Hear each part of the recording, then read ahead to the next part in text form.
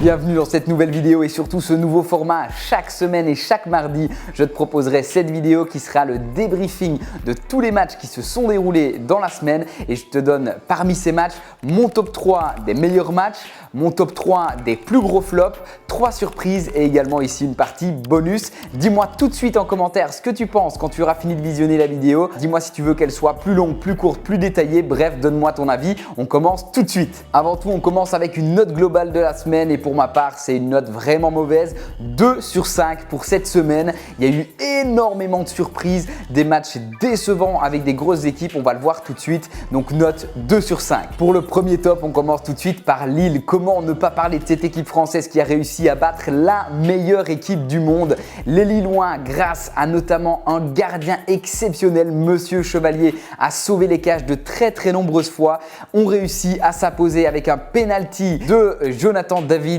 Magnifique victoire 1-0. Ils ont réussi à récolter les 3 points en Ligue des Champions. C'est vraiment une performance incroyable du club français. Il n'a d'ailleurs pas été le seul, on en parlera dans le top 2, mais réception évidemment décevante du côté du Real Madrid.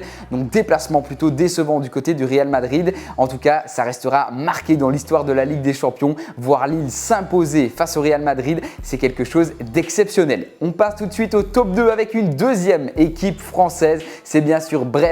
Comment ne pas placer Brest dans le top de cette semaine? 4-0 lors de leur déplacement en Autriche face au Red Bull Salzbourg, c'est magnifique. On a également un doublé de Sima, Abdallah Sima qui a marqué un doublé. C'était un joueur qui était prêté par Brighton en Angleterre et il est d'ailleurs retourné à Brighton en Angleterre. Mais avant ça, il aura marqué la Ligue des Champions avec son club bressois. 2 buts pour lui et un score final de 4-0. Magnifique. Brest est d'ailleurs dans le top des équipes du classement de Ligue des Champions. C'est vraiment particulier et c'est exceptionnel. Le troisième top de cette journée, ça restera une équipe où on parle français, mais de cette fois-ci, on partira du côté belge. C'est Anderlecht. Anderlecht qui a surpris et qui a réussi à s'imposer 1-2 face au Real Sociedad. Le Real Sociedad qui n'est pas dans une belle forme en ce moment, mais qui pourtant était largement favori évidemment à la maison en Espagne. Et ce club d'Anderlecht a réussi à faire une grosse performance en marquant 2 goals et surtout en récoltant 3 points. Très belle prestation des Belges. On aura donc vraiment une semaine avec des beaux matchs français, des beaux matchs en Belgique. C'est une belle semaine de ce côté-là. On va par contre continuer dans la semaine et ça va nous amener vers les flops. Les flops, on commence tout de suite avec une prestation d'un autre club français, c'est les Parisiens. Les Parisiens en Ligue des Champions, ça a été vraiment mauvais. On n'a en fait pas vu grand-chose du tout. Des choix particuliers de l'entraîneur. On voit un Dembélé qui n'est même pas convoqué. Et puis, il y a une victoire tout à fait logique de Arsenal, 2-1.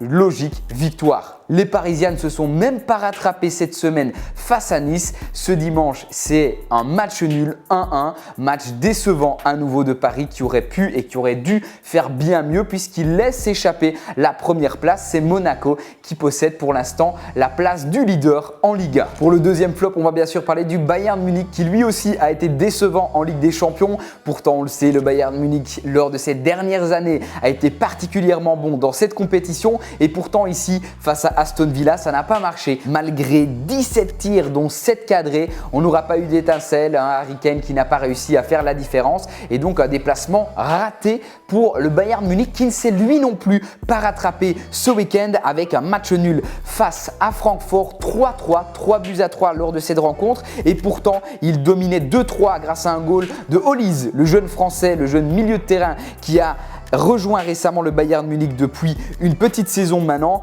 aura marqué la différence pour aller potentiellement chercher la victoire, mais au final, le Bayern n'a pas réussi à tenir ce score de 2-3 et on voit un score final de 3-3. Donc après un déplacement raté en Ligue des Champions et ce week-end un match nul, pas terrible et ça se trouve donc dans les flops. Le dernier flop, mais pas des moindres, c'est Marseille. Quelle catastrophe! Marseille qui n'a rien d'autre à jouer que la Ligue 1 et qui pourtant va se rater contre Angers. Angers, les derniers du classement, en tout cas c'est dans les toutes dernières équipes de Ligue 1. Marseille reçoit à domicile au Vélodrome à une équipe plus que compétitive avec de bons joueurs et pourtant ça finit en match nul. Quelle catastrophe! Angers qui pourtant était réduit à 10 après seulement 26 minutes. Ça a fait la même chose du côté marseillais, réduit eux aussi à 10 avec un doublé carton jaune pour pour Mopaï qui, après 30 minutes donc, se retrouve sur un 10 joueurs contre 10 joueurs. Marseille prend l'avantage avec un 1-0, mais pourtant se fait égaliser quelques minutes après et n'arrive pas à trouver la différence. Un but refusé pour la main, mais ça ne changera rien et on reste sur un match nul. Marseille complètement favori qui était coté aux alentours de 1,20, 1,30. Ça a été une catastrophe pour tous les parieurs qui sont tombés dans le panneau et j'en fais partie bien évidemment. Marseille avait tout à fait toutes les cartes en main pour gagner, mais se trouve dans les flops de notre semaine puisqu'ils n'ont pas réussi à décrocher les 3 points à la maison. On va maintenant parler des surprises de cette semaine en commençant par une surprise pas très agréable pour Carvajal. Quelle blessure horrible, je vous affiche la photo juste à côté.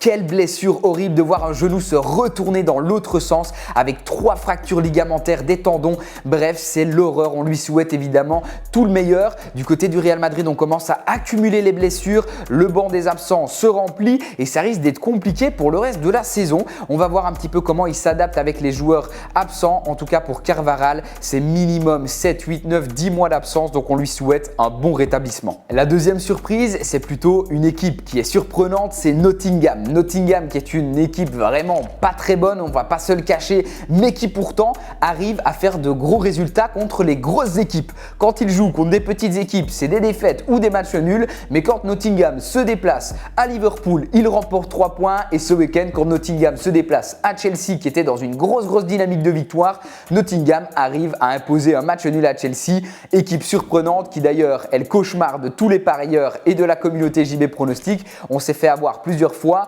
Nottingham, attention quand ils se déplacent contre des grosses équipes, ils ont l'habitude de performer, c'est un point qu'on note lors de nos analyses. La dernière surprise plutôt agréable de cette semaine, ça a été Lewandowski. À son âge, il réussit à marquer un triplé contre Alavés en déplacement avec son équipe le FC Barcelone. Lewandowski, c'est donc 11 matchs, 12 buts, meilleur buteur d'Europe à 36 ans après son triplé ce week-end. Joueur exceptionnel, belle surprise pour clôturer ce point. On arrive tout de suite au bonus. Quelques petites infos pertinentes à retenir cette semaine, dont notamment la titularisation du capitaine en équipe de France. Qui va-t-il être? Est-ce que ça va être Mbappé? Bien sûr que non, puisqu'il est absent. Griezmann, lui, on l'a vu, a déclaré sa retraite internationale. On a donc plusieurs prétendants à ce poste. Koundé, Maignan. Je pars plutôt pour Maignan qui sera pour moi le capitaine de cette équipe des Bleus. Et la dernière info bonus, c'est Cristiano Ronaldo qui fait appel à son club Al Nassr pour qu'on recrute Kevin De Bruyne.